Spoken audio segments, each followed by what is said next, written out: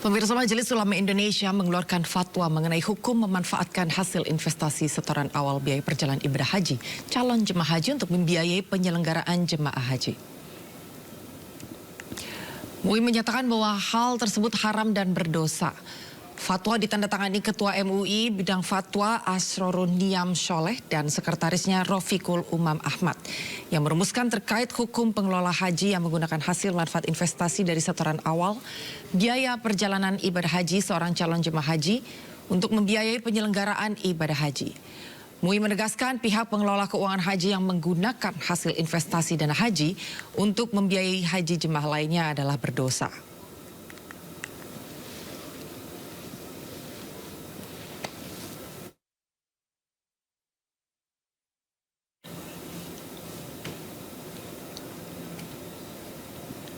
Dan pemirsa, minat masyarakat menunaikan ibadah haji tidak pernah surut. Namun kuota haji yang dibuka Arab Saudi tidak sebanding dengan animo masyarakat Indonesia untuk berhaji. Saat ini ada 5,2 juta jemaah yang ada di antrian haji. Mereka menyetor uang 25 juta rupiah untuk pendaftaran haji dengan pengendapan dana kurang lebih 170 triliun rupiah yang ditampung di rekening Badan Pengelola Keuangan Haji. Majelis Ulama Indonesia pun mengharamkan dana haji dikelola lewat skema Ponzi. Untuk membahasnya, pemirsa, sudah hadir bersama kami lewat sambungan Zoom Ketua MUI Pusat Bidang Fatwa Asrorun Niam, Ketua Komnas Haji Mustoli Siraj. Kami juga sudah mengundang perwakilan dari Badan Pengelola Keuangan Haji dan perwakilan dari Kementerian Agama, namun hingga saat ini masih belum bersedia untuk menjadi narasumber kami.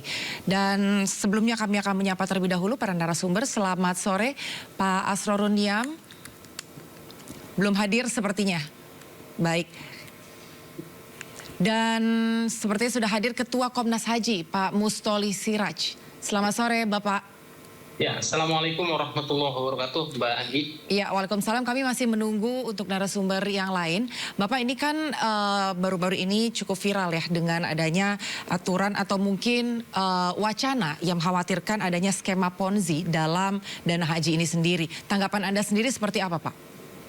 Ya, memang isu ini sudah kami sampaikan beberapa tahun silam, Mbak Anggi, terkait dengan dugaan pengelolaan keuangan haji itu menggunakan skema Ponzi. Apa itu skema Ponzi?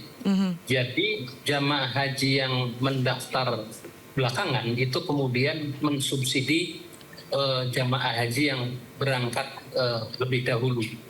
Nah, kalau kita lihat misalnya terkait dengan skema ini, sebetulnya sudah kita ingatkan jauh-jauh hari. Jadi intinya seperti ini. Sebenarnya tidak langsung menggunakan dana pokoknya. Jadi ketika ada jamaah haji itu mendaftar itu kan sebesar 25 juta untuk haji reguler. Nah, karena antriannya panjang maka menyebabkan dana itu mengendap. Nah, kemudian ketika terbit Undang-Undang Nomor 34 Tahun 2014 tentang pengelolaan keuangan haji tidak lagi dipegang oleh Kementerian Agama. Tapi kemudian ada lembaga baru yang namanya Badan Pengelola Keuangan Haji. Jadi praktis BPKH ini dia menerima setoran, mengelola dan menginvestasikan. Nah, dari kelolaan yang sedemikian besar itu yang kurang lebih tadi disebut 170 triliun gitu ya. Itu kemudian kan ada imbal hasilnya karena boleh diinvestasikan di sukuk, didepositokan, kemudian dibeli emas dan lain-lain. Nah, rentang keuntungannya atau imbal hasilnya itu kurang lebih per tahun itu antara 6 sampai dengan 10 triliun. Nah, seharusnya 6 sampai dengan 10 triliun itu kan dibagikan secara adil dan proporsional kepada seluruh jamaah haji. Nah, akan tetapi kemudian kalau kita lihat ternyata bahwa apa yang hasil investasi uang jamaah haji itu kemudian tidak diberikan secara adil dan proporsional, tetapi justru untuk memberikan subsidi. Nah, nanti bahasa subsidi ini saya kira memang masih bisa kita diskusikan lah. Tetapi intinya bahwa uang itu banyak disubsidikan kepada jamaah haji yang berangkat begitu ya. Seperti tahun ini misalnya. Tahun ini misalnya jamaah haji yang berangkat per orang itu mendapatkan nilai manfaat atau subsidi dari nilai manfaat yang dikelola oleh BPKH itu per orang kurang lebih 37 juta.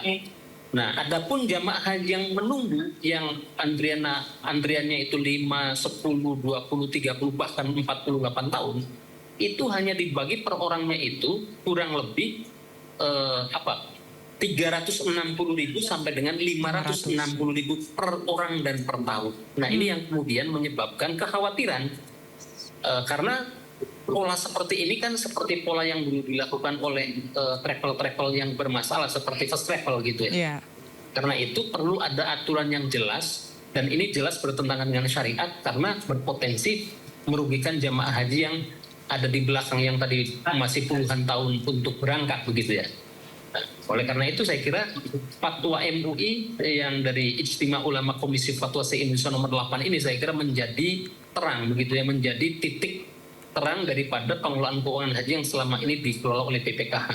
Karena kalau tidak dirubah, kalau kemudian polanya masih seperti sekarang, mereka yang antri 10 tahun mendatang, 20 tahun mendatang itu dipastikan tidak akan menikmati nilai subsidi yang sekarang kemudian dinikmati oleh jamaah haji yang sudah berangkat di tahun 2023, 2022, 2019 dan seterusnya.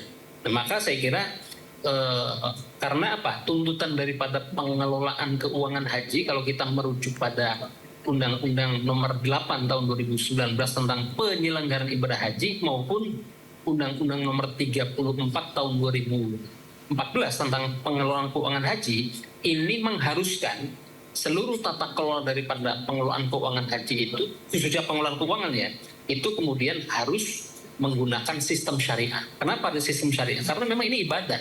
Ini memang ibadah haji itu kan rukun Islam yang kelima begitu ya. Sehingga dari hulu sampai hilir dipastikan bahwa penyelenggaranya sesuai dengan syariat Islam. Nah, maka tidak boleh di situ ada aspek riba, ada ghoror, ada taisir, ada tadlis dan lain-lain. Nah, maka saya kira memang apa yang disampaikan oleh fatwa atau ijtima ulama fatwa se-Indonesia ke-8 ini itu kemudian menjadi sangat relevan. Tetapi begini Mbak Anggi, ada satu hal yang juga tidak serta-merta kemudian fatwa MUI ini kemudian menyelesaikan masalah. Ada potensi persoalan lain ketika kemudian katakanlah kita betul-betul menjalankan fatwa dari Majelis Ulama Indonesia ini juga ada ekses yang kurang mengenakan bagi jamaah haji. Apa itu? Karena tadi misalnya menggunakan syariah itu tidak boleh dana haji itu disubsidikan kepada pihak lain, tetapi harus diberikan kepada sohibul mal, kepada yang pemilik dana begitu ya. Maka berarti kalau kita ikuti secara letterlek daripada fatwa MUI ini berarti tidak akan ada lagi yang namanya subsidi. Nah, apa dampaknya? Dampaknya itu adalah biaya hajinya itu akan melompat jauh, akan naik tajam. Nah, ini apakah ini resiko ini juga akan diambil begitu ya. Nah, maka saya kira perlu ada langkah-langkah yang bijak, ada langkah-langkah yang kemudian bertahap begitu ya. Tidak kemudian sebetulnya pemerintah hari ini juga sudah memberikan tahapan-tahapan terkait dengan bagaimana istilahnya itu rasionalisasi dana haji. Jadi di era Pak Jokowi begitu ya. Ini sebetulnya dan khususnya yang didorong oleh Menteri Agama yang sekarang itu sudah ada mulai ada keberanian bagaimana kemudian ada keseimbangan, ada keadilan antara jamaah haji yang berangkat subsidinya mulai dikurangi begitu ya. Kalau dulu kan subsidinya bisa 60%. Nah, sekarang mulai bergeser 55% dibanding 45%. Nah, tahun ini kalau tidak salah itu 60-40%. Artinya apa? Jamaah haji membayar sebesar 60% dari biaya yang ditetapkan oleh DPR dan pemerintah begitu ya. Sebelumnya bukannya memang sebelumnya sudah sempat dibahas seperti itu ya Bapak, bahwa masih ada pola bagaimana perhitungan nantinya dana haji supaya dana haji ini tidak semakin meledak nantinya. Dan tadi sangat menarik ketika Bapak menyampaikan tentang sistem atau skema dana ponzi tadi yang artinya semakin lama jamaah haji ini menunggu waiting list begitu kan, semakin kecil porsinya untuk mendapatkan subsidi yang artinya tidak bisa menikmati investasi dana hasil kelola dari BPKH. Kemudian kebijakan seperti apa yang saat ini diharapkan dari jemaah sekalian supaya rasio dana haji ini betul-betul bisa memberikan keadilan bagi semua pihak, Bapak?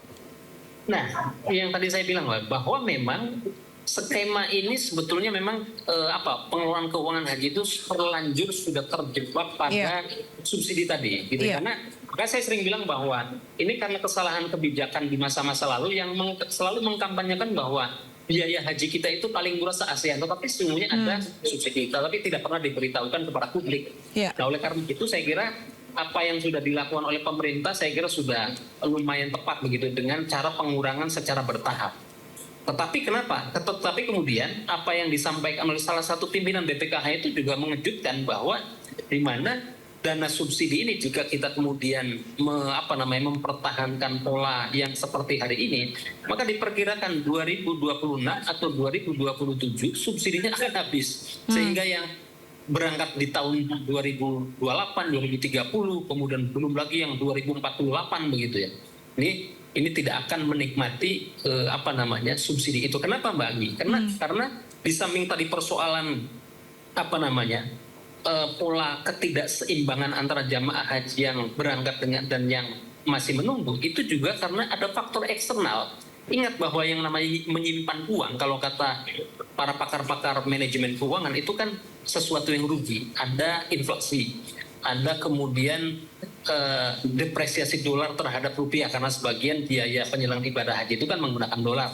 Kemudian ada kebijakan-kebijakan Arab Saudi yang kadangkala di luar dugaan menaikkan biaya. Contoh misalnya di tahun 2022 misalnya ada biaya masyair yang tadi itu 1.500 real kemudian naik menjadi 5.000. Nah ini kan besar sekali. Nah hal-hal semacam ini yang kemudian penting kemudian untuk diperhitungkan. Nah maka oleh karena itu apa yang disampaikan oleh Majelis Ulama Indonesia saya kira menjadi penyelamat begitu ya bagi 5,2 juta jamaah haji yang masih menunggu. Kira-kira begitu.